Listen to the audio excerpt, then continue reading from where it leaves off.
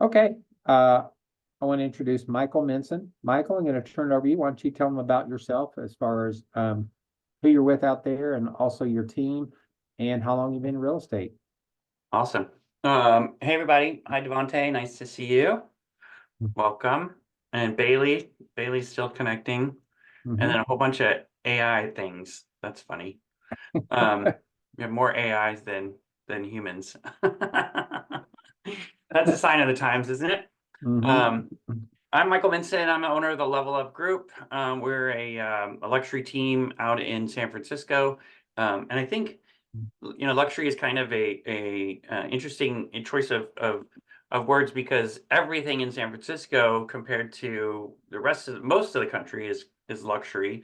But when we really get into luxury here, we're talking kind of starter luxury is 2.5, 3 million, and then it gets up into the tens and $20 million range pretty easily. But most of my business, bread and butter business, is in 1.5 million to 3 million. That's kind of everyday business for us, which is great. We're very blessed with that. And as such, hi Bailey, good afternoon, good morning. Because of that, I think it gives us in that luxury space a lot of relevance to talk about your luxury space, because we tend to have a little bit more budget to do marketing and project management and things like that. Whereas in the $400,000, $500,000, $600,000 range, you just don't have as much wiggle room to spend, right? And to staff up. And so I did want to talk today about operations, and particularly delivering a high level of service for your luxury clients. Let me fiddle with my screen so it doesn't get super out of whack here.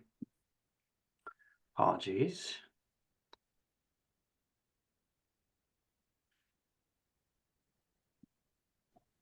Okay.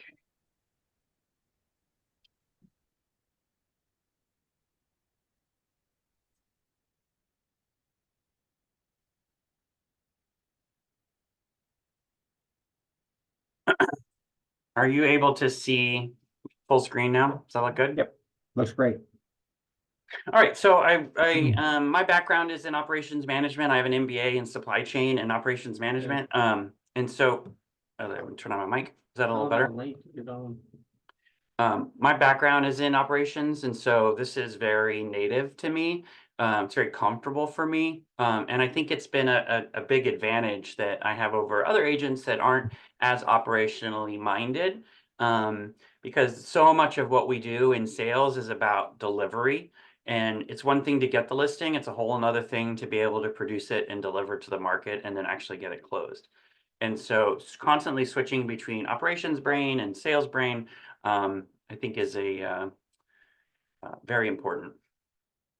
And so when we talk about operations, we're really talking about delivering on our value proposition. And that creates long-term sustainable value for our clients and for our brand.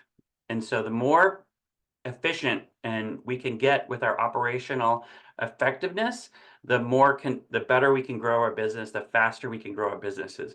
And so that really shows up in referrals and in reviews and in just happy clients. Happy clients talk to other clients.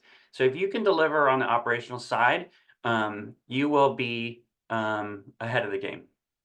And when we talk about operations, we're really talking about having predictable, repeatable, robust processes. Robust really means being able to handle your process still working in wildly different scenarios. So if you've got a trust sale or a probate sale or a divorce or a real client that's in a super hurry or client that's super slow, your process will still hold because it's robust.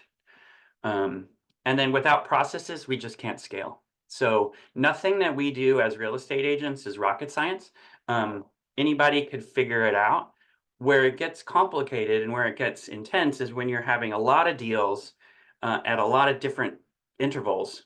So this one starts here, you got a buyer over here and a seller over there. Keeping up with all those tasks is where our job gets really difficult. To do one deal and then another deal in sequence, not that difficult. To do 10 or 15 or 20 deals at a time, that's difficult. So this is me. I'm team owner. Hi, Austin. Welcome. So I'm team owner of Level Up Group. We're focused in San Francisco. We cover the whole Bay Area, but our core is San Francisco.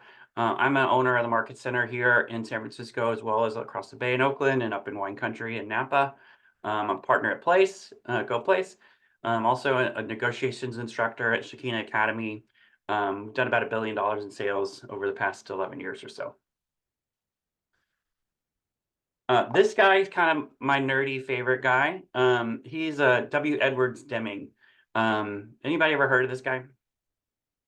Unless you're an operations nerd, you probably wouldn't have, so you'll get a pass.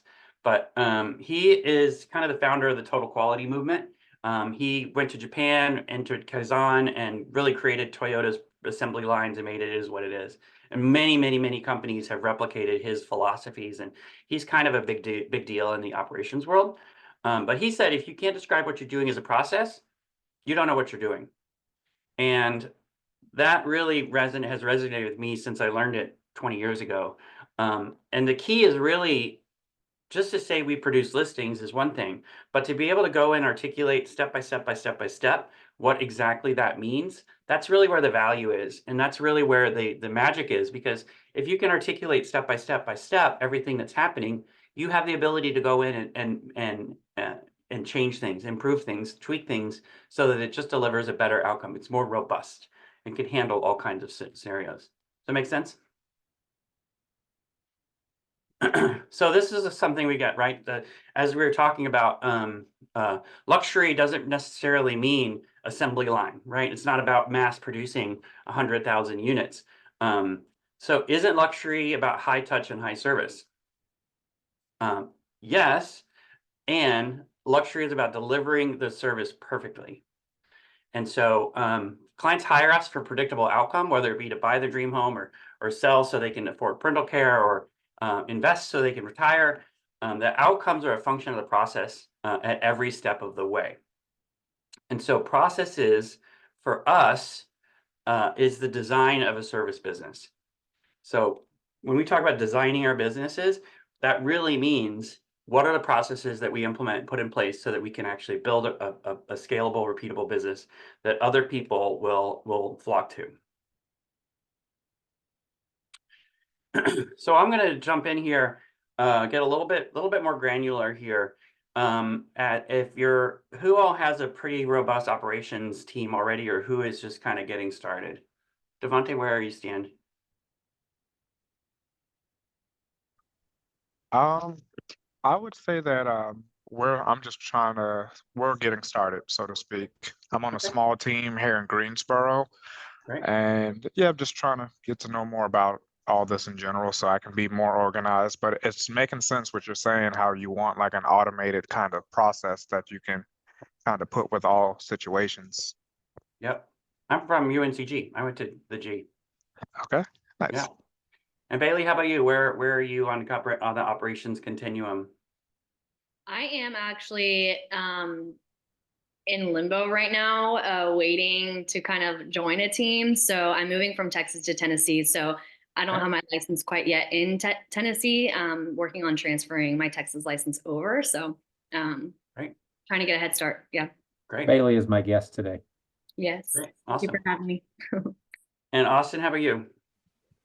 I'm actually on Wes's team, Ben Kinney team in Nashville. So Great. we got a pretty good team going. Wes, how would you answer that question? Where are you on the operations continuum? I think we're on the part where we do well with the basic transactional stuff. When we get into the items which we don't have as often, one of the things you're going to cover is like the multiple offers. Mhm. We don't have that process documented well. We've got guidelines for it. And then the other aspect, as far as our client events, that we have done it for so long, we know what we do, but we don't have it documented where it's written down. And I think that's a big portion of what you're talking about, because it makes it much easier for new people to come in, or training of folks as far as what the expectations are. Yep, you're here. there's so much value that comes from documenting your processes. It can seem like, oh my gosh, this is a pain in the butt and it's going to take too long and I don't have time for this and a million reasons not to do it. But until you really write it down, you don't really have a repeatable, scalable, trainable process. And so once you start codifying your playbook, your processes, you get an immense amount of scalability, because now you can just hand it to somebody, kind of talk them through it at a high level, but all the steps are right there. And so for me, we've gone through and we've defined almost all of these. I don't think we have every single one of these, but we have a process for everything. And then as the team owner, I haven't written down any of these. This is a very much an operations team role. And it's a huge value for the team to be able to have these in place. So if somebody leaves the team, we can pop somebody back in there, and their ramp up time decreases from months to weeks. It's a significant strategic advantage to be able to have all this. And so not sure where to start. Start with your most important processes and write them down. Not just buyer and seller process, right? That's too broad. But really, what happens when you get a new listing? What do you do? Who do you send emails to? What does that email say? Who is included in that email? What happens next? How do you schedule vendors? How do you schedule marketing? How do you schedule inspections? Who pays for that? Writing all that stuff down it will surface stuff that you didn't think about. Or, wow, I remember that one time things went sideways because we didn't do that. Let's write that down. Let's build in a safeguard to prevent that from happening again. Whenever we make a mistake, whenever something blows up, we go back to the process, put in a safeguard or a control to make sure that doesn't happen again. And so that's how we continue to grow and improve and not make the same mistakes over again and be like, oh gosh, remember, we're supposed to remember to do that. No, because it's written down now and it's part of our process. So what happens when you're defining the scope of work for a property? A lot of luxury homes, they're more than just put a sign out front, right? Maybe you have to paint, maybe you have to redo the floors, maybe you have to get staging in there, and you've got multiple marketing vendors working on it. What exactly are we going to do for this listing or this property, and how are we going to bring it to market? How are we handling open houses? What are we doing to set up an open house? Are we door knocking ahead of time, or we have to print the flyers? We have to bring the flyers to the property. We have to set up the open house kit. Are we putting signs up in the property? All those things somebody has to do all that stuff. And if nobody else to do it, it's you, but you should probably write it down so that you don't forget. And so all these things and more are processes, whether we recognize it or not. But it's a repeatable thing that we do every single property. That is a process. And so the more precise you can be about it, the more effective you can be about it. Any of these, we do all of these, right? You guys do all these. No surprises in here? I think the showing feedback I mentioned in chat is probably one that more people miss, because if you do not get the feedback on your initial request, from your showing service, it can be missed. And I think that's something that the clients value greatly. For sure. As far as, what did they say? Yeah. And we'll get into client management, client engagement, and that is a critical part of this. So then once you've documented all your processes, or you've identified all the key processes, what's next? Well, then it's really about writing it down. Writing it down gives you an opportunity to reflect on that process. Is this really a good step? Is this not? And then you can improve upon it. Like, oh, well, add in safeguards to make sure. So a lot of the processes we have are designed to ensure we don't miss something. So we use a lot of email templates that are frameworks for regular communications, a new listing, a new escrow, something's ratified, something's closing. We have this boilerplate template so that we can just fill in information as appropriate for that deal. And what's happened is those emails have become quite robust because we've learned something along the way. Oh, shoot, we forgot to tell the buyer they got to get insurance. We got to put that in the template. Or, oh, nobody told the buyer they need to liquidate their down payment money so that they have it ready to go at close of escrow. Oh, great. Let's put that in the email template, right?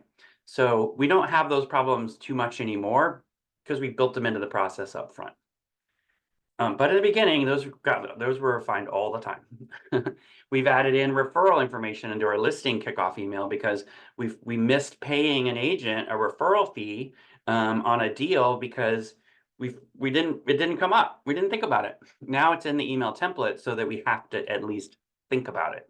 If there's no referral fee, we delete it. But it's right there to remind us, to prompt us to not forget stuff. So when you're designing a process for basic things, you can add a lot more to it. Needs to have an input. What's the triggering event? Needs to have an output. What are you trying to get out of this step? What are the work instructions? What do I do when this occurs? Details are important here. And who owns that step? It's not a general ownership step or whoever's available. That's a recipe for failure. It needs to be one role. And I say role as opposed to a person because people can come and go, but it's the role that matters. Sometimes one person can cover 2 roles, and that's fine, but it needs to have an owner. So here's an example for, let's just say we have an auto plan. We use Brevity as our CRM. We have an auto plan for setting up a listing, and one of those tasks is order the for sale sign to be put up front. So the input is we receive an approval from the listing agent, part of the kickoff email that goes out. It says install sign on such and such a date. Or if they didn't say that, then we ask the agent what's going on, when can we put the sign up? The output is the sign is installed and the marketing coordinator owns that. So, here's the work instructions. Call the sign company, here's the phone number, tell them to get the address, the writer, and the co-agent info, update the task with the install date. And then Brevity sends an auto reply out to that agent saying, hey, your sign's been installed at 123 Main Street, or it's scheduled to be installed. But then what we found is that sometimes we don't remember, or we don't get confirmation from the sign company that it's actually been installed. So then we added a step, let's follow up with the sign company and ask them to send us a photo. So now that's part of the process. So now we know it's signed installed, that we got a photo of it, and that photo gets sent to the listing agent saying, hey, your sign at 123 Main Street's installed. Here's a photo, right? And so you don't run into that issue where the seller is like, hey, why is this other agent's name on the sign? Or why does it say open this weekend when it's really coming soon? Any of those little things, if the agent can see it before the client, that's great. Because we can tell the client, hey, sorry, our sign company installed the wrong thing. We're gonna be out there tomorrow to fix that. Or I'm on my way to fix it, right? So that's a step that we learned because somebody got upset with us. We put the wrong sign up. So Brevity's great. Any CRM is great. Any task management tool is great. It doesn't have to be that complicated though. Checklists are just as good, especially when you're just starting out. You don't want to spend a lot of time trying to automate tasks where you don't quite understand the process fully, or you don't have enough volume going through to justify the amount of effort it takes to automate all this stuff. So as a smaller agent or a smaller team, checklists are great. This is our checklist for ChatGPT. We use marketing copy at least we use ChatGPT for most of our marketing copy, at least to start it, to give us an outline. So we've got a spec sheet where he fills in a lot of blanks, how many beds, how many baths, tell us about the living room, tell about the dining room. Our marketing coordinator, our VA, loads that into ChatGPT. It kicks out an output. The agent then edits it, lets them know it's done. And the marketing coordinator then sends it to the client to review. They provide feedback, edit back and forth until it's done. And then we mark it as approved for the seller with today's date. Simple process, just a checklist. This is, for us, this is in Brevity, but it could just as simply be a checklist that your VA uses or you use. Do any of you guys use ChatGPT for copy? Yeah, it's pretty good. It's pretty good. The human part is very important. I think it's important that you take a pass at it and make sure it's actually makes sense and it's not too fluffy, or it matches the style that you're going for. But we use ChatGPT all the time. So here's my buddy again. He says, improve constantly and forever the system of production and service. So constant never-ending improvement is a theme here, and it's important that you're reviewing your processes pretty regularly, at least annually. Make sure that they still make sense and they're still relevant. And operations owns the processes, and so I encourage them, if something goes wrong, we say, go back and fix the process, right? Because 94% of the problems, he says 94% of the problems in business are systems driven rather than people driven. So sometimes you've just got a dummy in a role and they're just the wrong person for that role. Most of the time though, you've got a bad process and it's causing that person to not be able to be successful. So look at the process first. Chances are you can improve that before you start getting rid of people. But know that it won't happen overnight. This is a lifetime of improvement. So just get started. Your director of operations should own this. And what we call it, well, at the end of the day, we call that sum of all our processes. That's the ops manual. That's all it is. So I'm a big fan of the ops manual. Our ops manual before we put it in Brevity was like 160 pages long.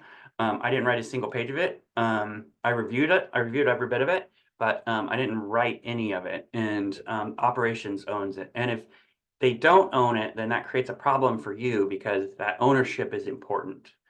So Devontae, you talked about automation. Big fan of automation, but don't race to automate if you're not ready, right? So only after you've got your processes documented and you've got enough people on the operations team to merit it, should you consider automation. So if you guys have seen Fantasia, this is Mickey kind of automating his housekeeping and then it gets out of control. So automation amplifies processes, good and bad. So if you've got a crap process, you're going to have a whole lot of output of crap output if you automate it. And the other challenge with automation is somebody's got to manage it. So it's not like automation, you set it, forget it.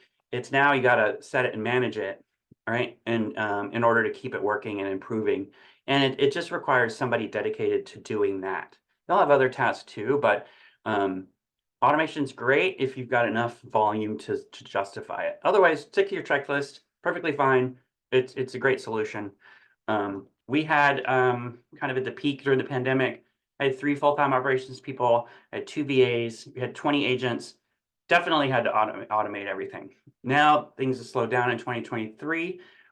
We cut back to 1 full-time ops person, we kept our 2 VAs, but the automation is still there, which is great. And so now we're at a point where we can scale our business. We've got the automation to rely on, but we're not having to build it all from scratch. So we're now in the refinement improvement phase as opposed to building phase. And those are different processes. So I want to walk through 3 key processes. We're going to kind of get into the weeds. Hopefully it doesn't bore you to death. Hopefully you're in this call because you're interested in operation stuff. But I did want to walk you through our listing presentation, our process for setting that up, as well as our listing prep process, and then our offer review process. I'm at the end, there's our QR code. You can download all of these files. You can get our listing presentation, you get our price analysis, you get our net sheet, you can get everything we're going through today, and you can do with it what you will. So let's talk about listing presentation. So there's a lot of words on here. I'll try to go quick, but whenever we get a new seller lead, the very first thing we do after we set an appointment is we create a calendar invite, we invite the client, and we invite operations. That operations gets an email saying, hey, we've got an appointment on Tuesday at 10 a.m. for this address. That creates a whole bunch of stuff for ops to do to get the agent in a place to be ready to do that listing presentation. So they create the Google Drive, they create the folder in the Google Drive, property address, such and such, and then they add a couple folders. They'll go and they'll download the old MLS detail, last time it sold. They'll download whatever information we can get of public records. We call it the property profile report. You guys may call it something different. We download the permit history of everything that the city knows about the property. Put all that in one folder. Then our VA creates a listing presentation template. And in there, she puts that in Google Slides, and she loads some basic market information she pulls from the MLS around annual sales for the neighborhood. Since the purchase date, she creates a little chart. How many units have sold, how many are active, puts that in there. She calculates the average days on market, and then updates the median sale price. I'll show you these slides in a minute, but that's stuff you can get from the MLS. It's very easy to do. We've got a process for that. Agent is ultimately responsible for the data, so they have to look at it and make sure it's right. Most of the time it's right. Sometimes if you've got a real weird property or a weird neighborhood or weird something, then you have to jump in. But 90% of the time it's great. She also goes in and creates a listing agreement in zip forms. We use zip forms as our tool. Puts in the client information, address, basic information, so it's at least there. We have a whole lot of other forms that we add in there, so it just saves a lot of time when we do go to do a listing agreement. It's already created. We use a tool called High Note for actually delivering our presentation to the seller after we've met. It gives us a lot of analytics that I'll show you as well. And she uploads that to the listing agreement or listing. She uploads the listing agreement into High Note and then lets us know that it's done.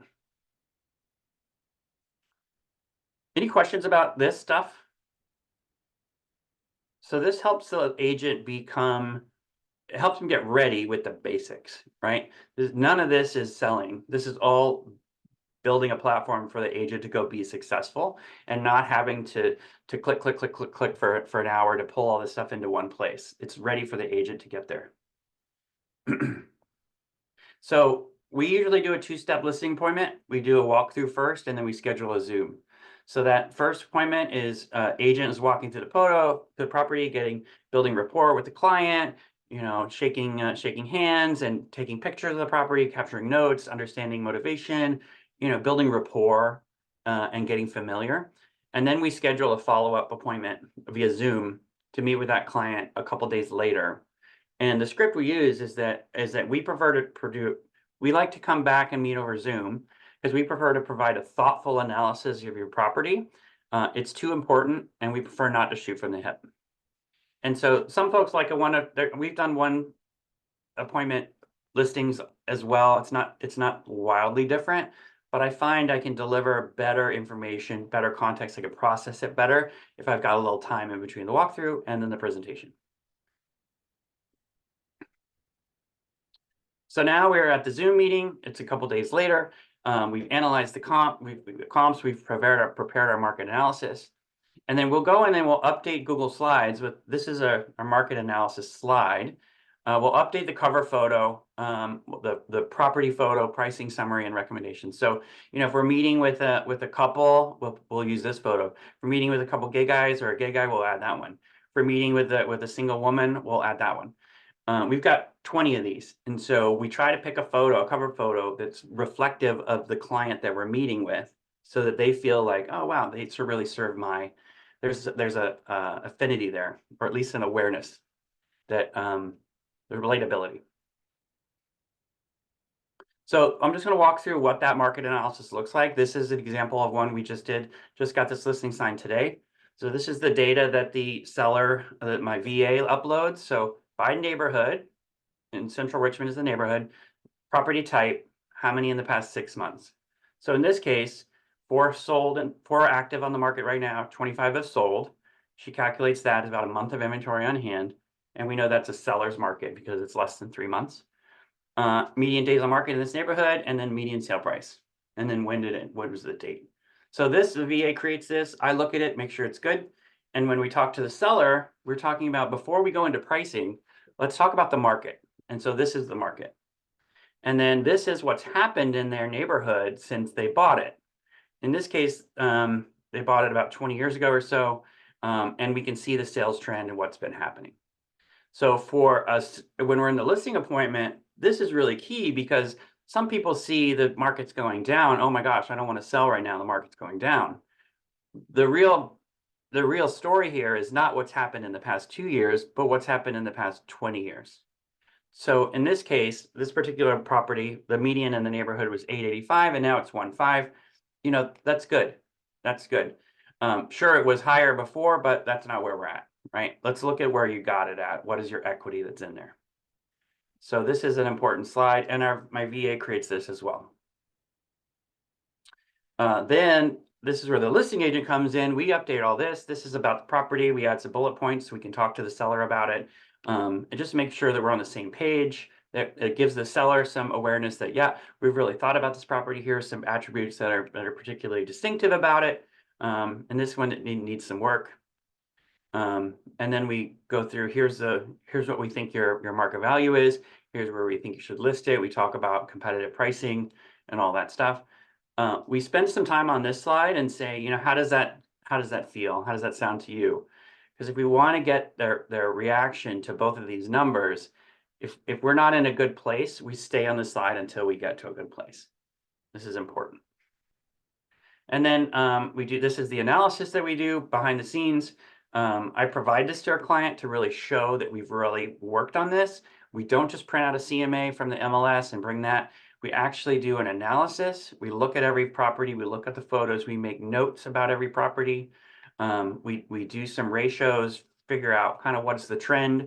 I think this is probably one of the most important steps in the listing presentation because it really helps me understand everything I can about the subject property.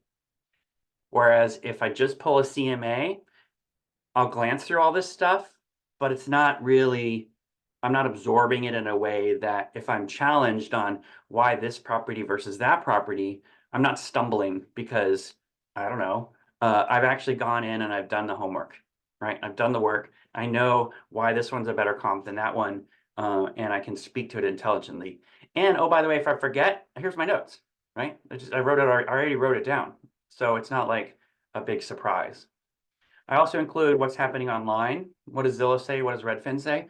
Not because I care, but because the seller cares. And the seller is looking at that. And I need to know what their frame of reference is. So when I come up with a number, wow, that's a lot higher than Zillow and Redfin. Am I crazy? Or is it wrong? Right? So that's an important control step for me to validate, am I on the right page or not?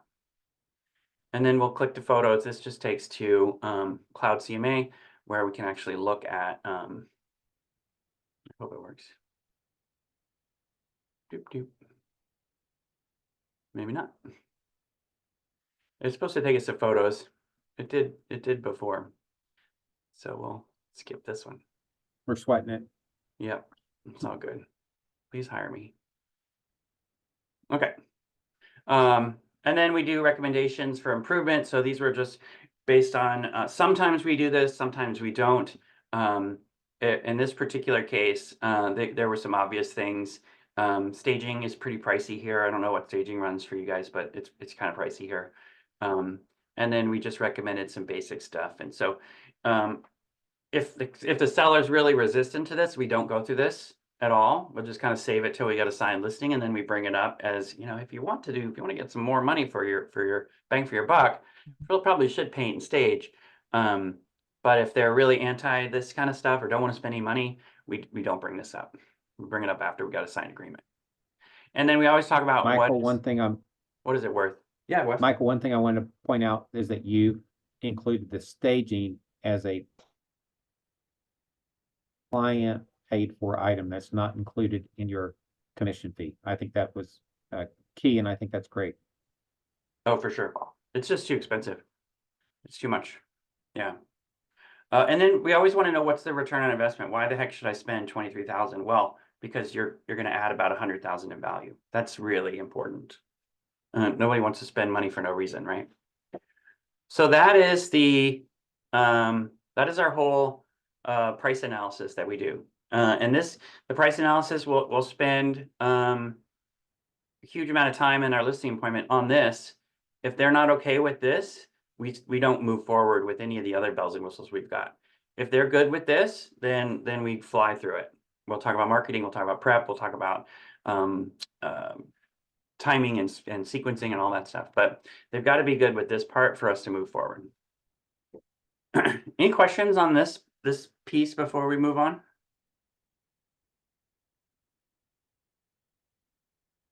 Okay, great. So then after we've met with the client, hopefully it went great. We send them a thank you email with what we call a high note. And that is it's like a binder. It's a digital binder that's got all of this stuff in it. It allows them to review anything we covered, additional stuff we didn't cover. But this is a comprehensive view of everything you could possibly want to know about producing a listing. So it's got the price analysis that we reviewed. It's got the link to the comparable properties, which hopefully shows up. We do a net sheet as well. We have a proper marketing presentation. We have a marketing plan with like sequencing and timeline. We have a list of all our vendors that we recommend, timeline. We talk about commissions and fees and how that works, whether it's a trust or taxes or HOAs or prorations, all those things we go into there. We have a copy of the listing agreement, a little bit about us, and then the cover photo. And what's good about High Note, I'll show you what it looks like.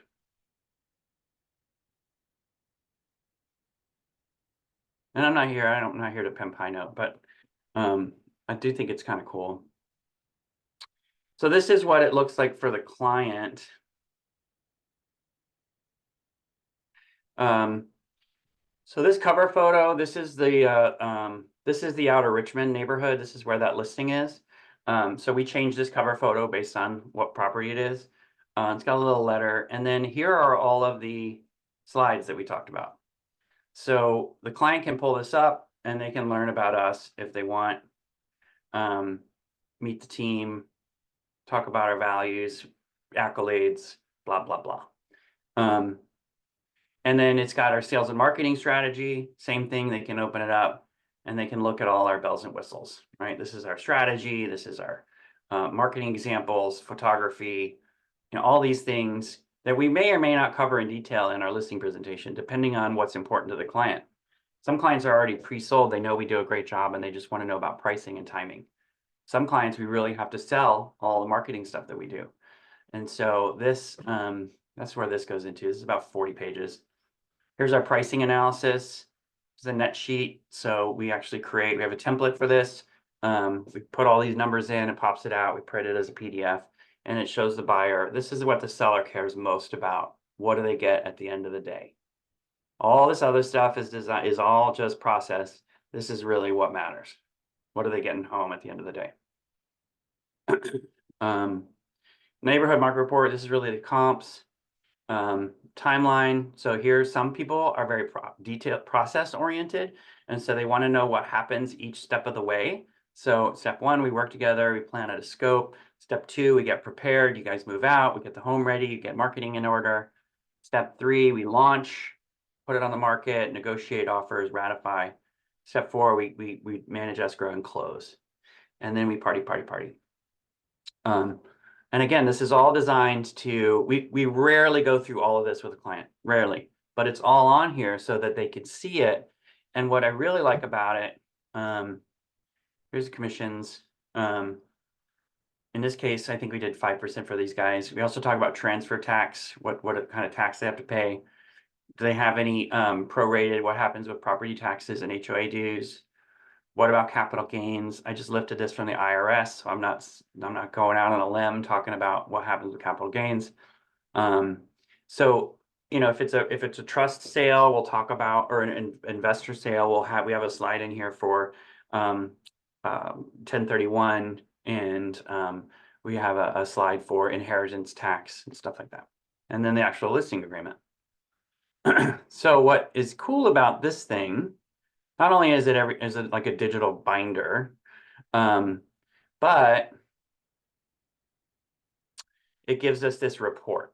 So whenever somebody goes in and looks at our listing agreement, I can see what they're looking at and how long they've been looking at it.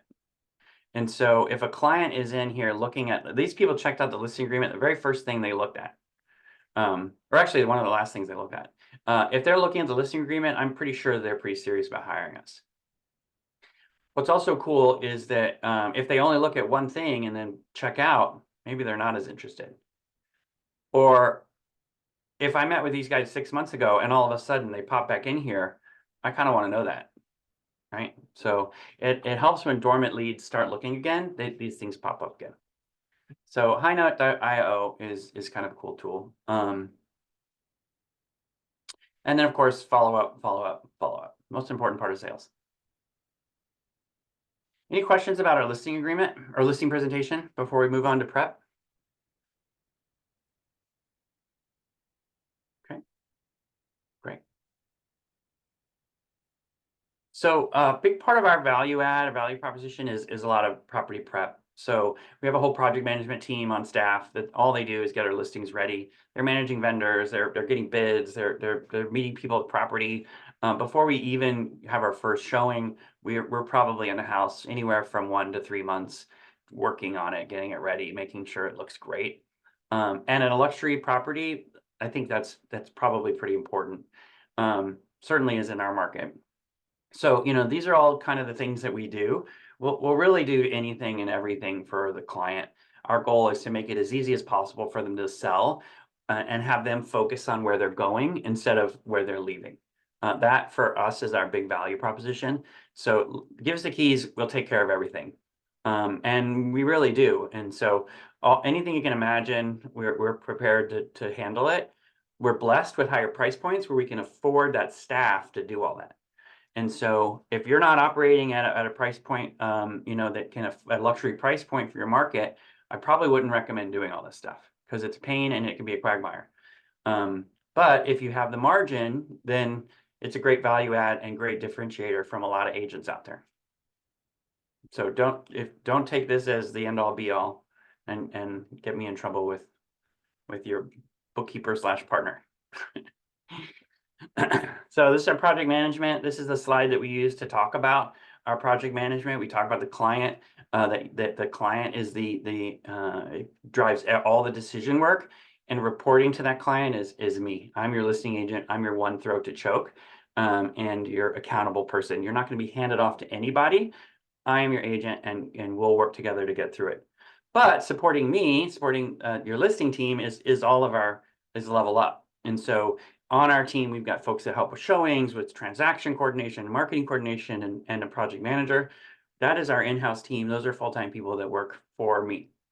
And then supporting us is our vendor network. And so these are all the vendors you could possibly imagine that can help you produce your listing and bring it to market. Contractors, painters, insurance, sagers, attorneys, anything you possibly need. So this really helps us articulate our value proposition in a kind of easy way. Our project management part of the value proposition anyway. And we really emphasize you won't be handed off to anybody, because sometimes as a team, that's an objection that other agents use against us, that, oh, you're just going to be one of many clients and you're going to get handed off to an assistant. And so I really want to preempt that possible objection, because it's not true. And I might not have the opportunity to preempt that. You ever get that, Wes? You ever hear that? Other agents use against you? Yeah, they try to, but then one of the things we always point out is, we've got a power of 7 versus 1. Yep. And again, if you're a single agent, you can turn that around too and use your front end director of first impressions. You've got that person. You also have other folks inside too, like your photographer, just like what you've got with your vendors. You can do the same thing if you're a single agent as well. Yep. It's all how you present it, right? So we just want to get ahead of that. So when we talk about the prep process, I mean, we definitely have a process for this. So in the very beginning, our operations, we have a form that ops will send the listing agent. And in that form, we're identifying, there's a million things on there. Do you want a painter? Which painter? Do you want a stager? Which stager? Do you want, do you have the floors refinished? Do you want to have a cleaner? Do you want to have, what kind of marketing do you want to have? Do you want to have drone photography, daytime photography, nighttime photography? So all these things are getting checked by the agent. And also, none of the things are getting missed, right? And so a lot of times, a lot of the processes are designed so we don't miss things. Having access to this, here's the form that we use, gives us the ability to, it's just a Google form, super easy. Is a tenant occupied? When are they moving out? We're interested in selling it pre-market? Do we have the keys? Do we need to install a lockbox? What day do we want to have the inspections? And any comments? Are they participating in a concierge program? We're not doing that right now. When should we install sign and post? So we saw that earlier. And then here are all the different vendors we could use, right? And so, this is a lot of questions designed for the listing agent to quickly ramp up the listing. But once that's filled out, then ops will go ahead and schedule all the vendors out about a week out so we can get as many in one day as possible. And that includes the trades, the inspectors, and marketing. And so I try to be, me or the a co-listing agent try to be at that walkthrough, because a lot of stuff happens there. It's a kind of a blitz. We've got a dozen vendors all descending on the property. If the client is there, it's really important that listing agent be there and not just hand it off to an ops person, because you're really brainstorming operation options and you're refining the scope with the professionals. So I'm not a great color expert. I'm not great with a lot of things, but we have vendors that are. And so I'll talk about, should we refinish this deck or not? We'll make a big improvement or not. And so that I'm not going out on a limb and trying to be an expert at everything, because I'm not. But part of the process is brainstorming with the vendors that are good at this. Like, we could fix that floor really easily, or that floor is pretty wrecked. It's going to cost you too much. Let's just put a new one on top. And that helps inform what we're recommending to our clients. So then we receive the bids back, we load them into a spreadsheet, and then the listing agent reviews that spreadsheet and makes final recommendations. And then we'll review the scope with the clients, and we'll meet over Zoom to discuss costs and trade-offs.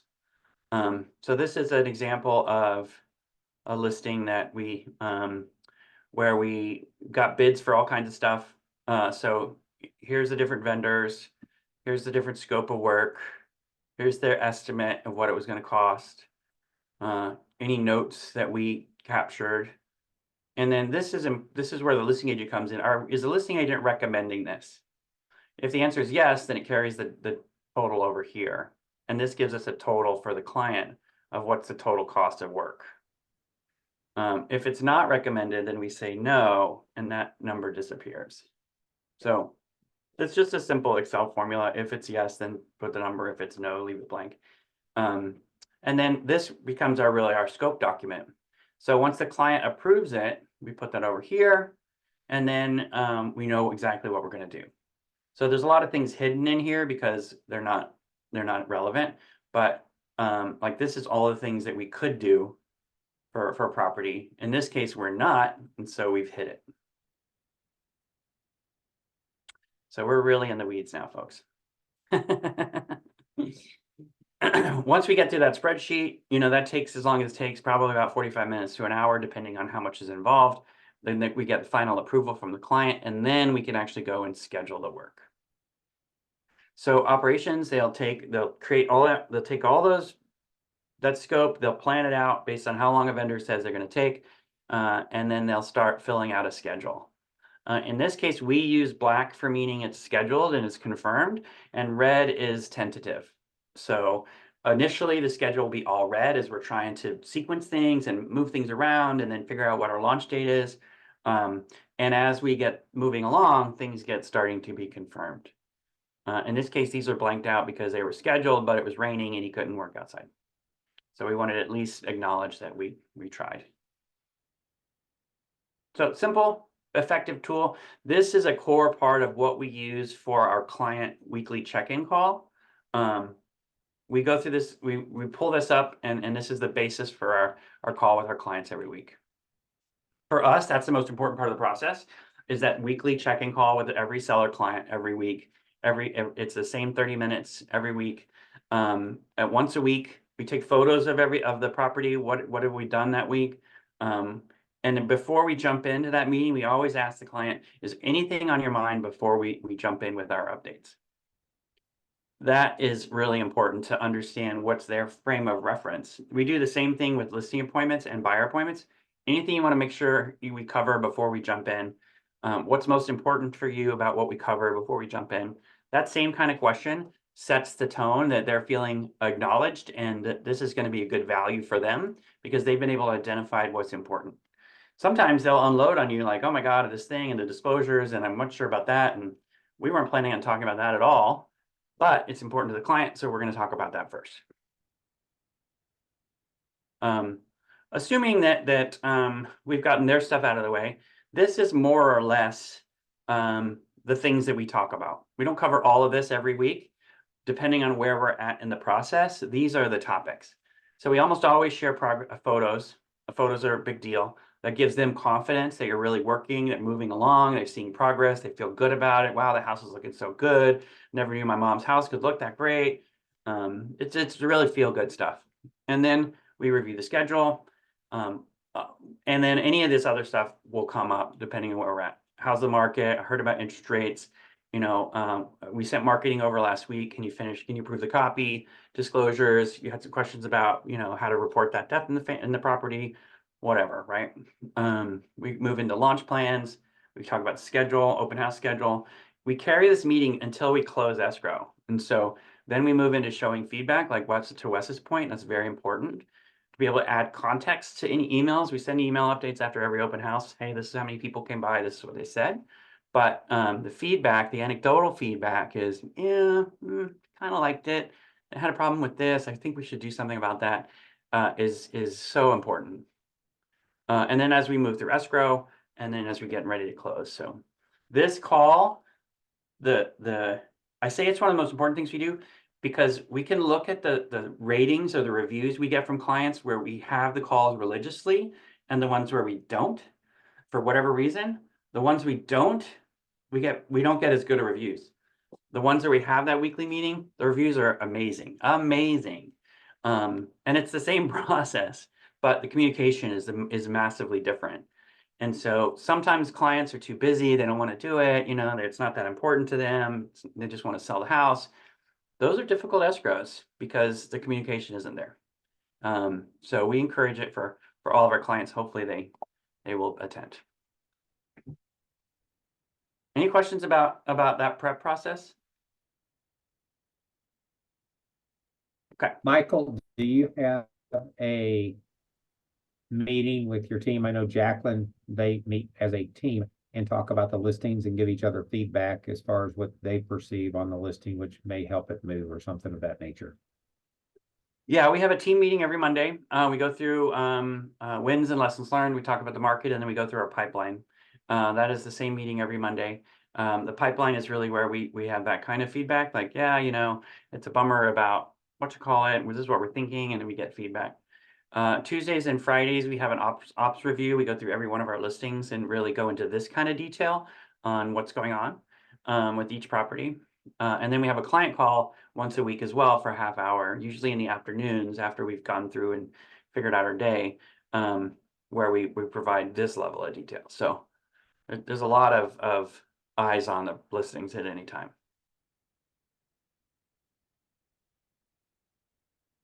So offer review, we are blessed in a situation where we typically set an offer date for most of our properties. Do you guys do offer dates in your markets? Yeah. Vontae, much? A little bit. Okay. After that first weekend, we can kind of tell, are we going to have a lot of demand here or not? If we're seeing a lot of demand, then we'll usually set an offer date. If we're not seeing much demand at all, then we'll probably not and just say offers as they come. But if it's really busy, then we're going to recommend an offer date. And we typically we like to have 2 full weekends. Not every market's the same. I don't have a strong opinion on any other markets other than my own.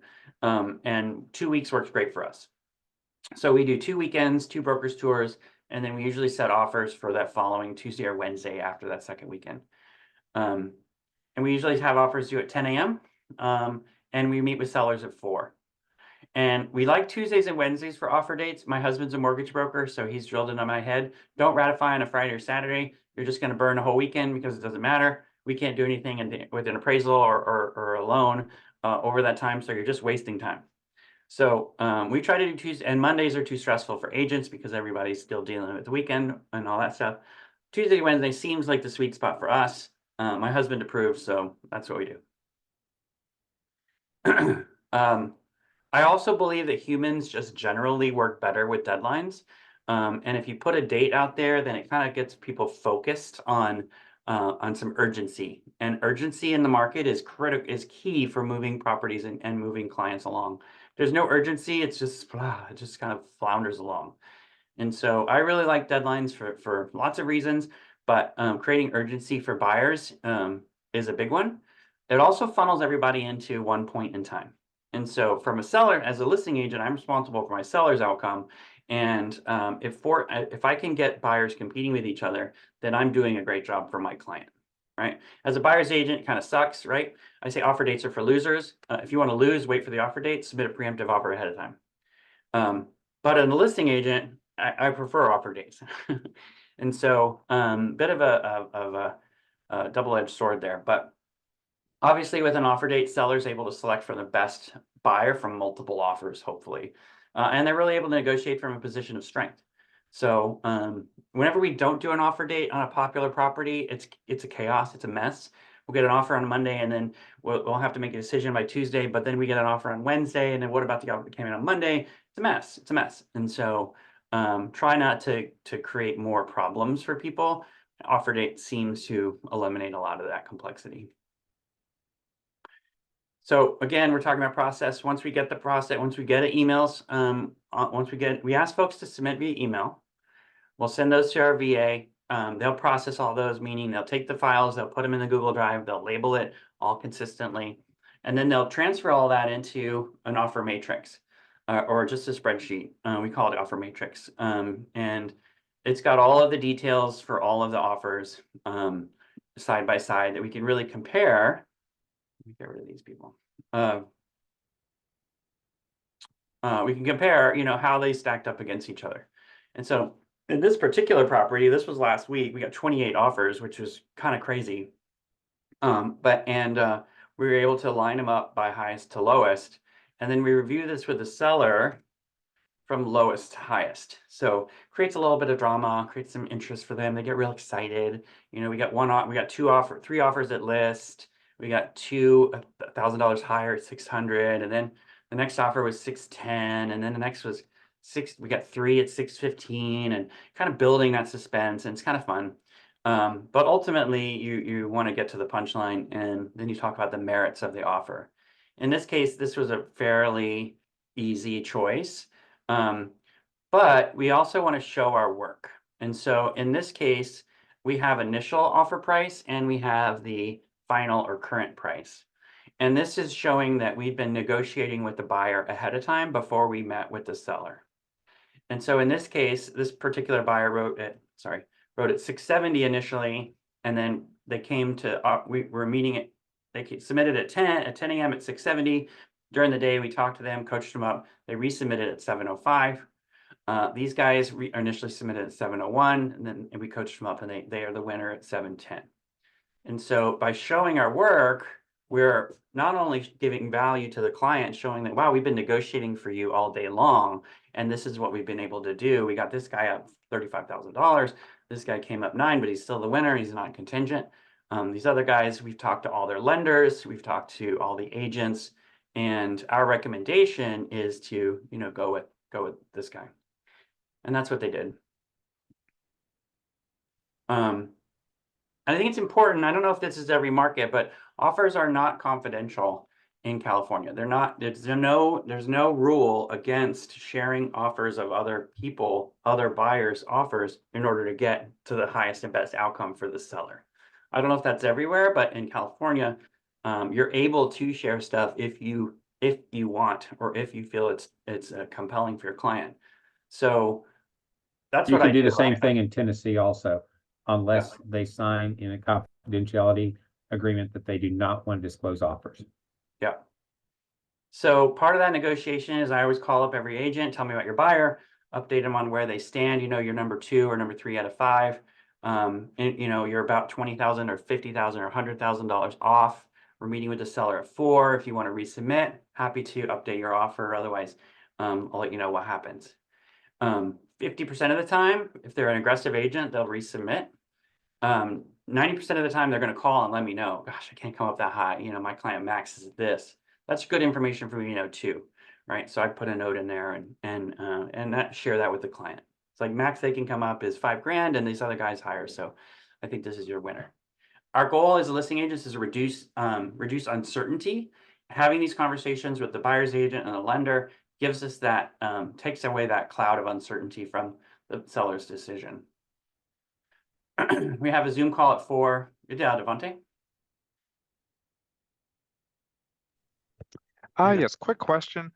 How with the 28 offers, I know like as a listing agent, that's definitely what I would strive for, But how do you keep emotions at bay on like just the client aspect of it? Like, how do you keep them from getting overwhelmed of just all the offers that we have? Like, what's the process for it? For this, keep the seller calm or keep the buyers calm? Yeah, the seller. I'm sorry, the seller. Yes. Because I Um, mean, I'm sure it's like they're excited to see all these offers, but at the same time, could it be like, is it ever overwhelming for them to see that I have this many offers? Like, how do you like manage emotions? the point of this spreadsheet is to take the emotions out of the mix, take the uncertainty out of the mix, and we're sequencing it in a way that you know we can explain. You know, you're really, let's look at the top 4 offers, right? We've talked to all these other guys, they're not moving. So you really got 4 offers that are kind of in the same. So don't worry about the other 24. Let's worry about these 4. And then let's talk about the merits of each offer. So let's look at contingencies. You know, these guys have an appraisal contingency. These guys have a finance inspection and appraisal. These guys have a loan. The highest offer has no contingencies at all. And so, you know, that's important to know. And then we talk about, you know, let's compare how their financing looks. You know, these guys have 20% down, they're getting an 80% loan. These guys have 10% down, 90% loan. These are almost the same, but these guys have a lot of cash they're bringing to the table. So this is a stronger offer in just looking at financing. And so, you know, all of these things go to say, objectively, Mr. and Mrs. Seller, you've got the highest price offer with the least contingencies and the least amount of risk. This is your best offer objectively. And we've talked to these other guys and they can't come up, or they've already come up as high as they'll go. So we recommend, I think this is your winner. Gotcha. And then I know here in North Carolina, we're a little different. I think that we can't disclose the other offers, so Mhm. that's why it's kind of eye-opening in a way that y'all can do it that way. That's pretty cool. Yeah, I would have to change my approach if we couldn't. You know, some people I don't share with, right? It's not I start with, you know, the lowest offer first. I call these guys and say, hey, you know, you're $100,000 off from the highest. Is that an area you can compete?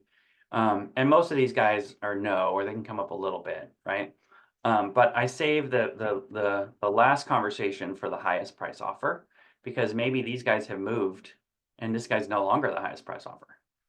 And so the sequencing of how having those conversations is important too.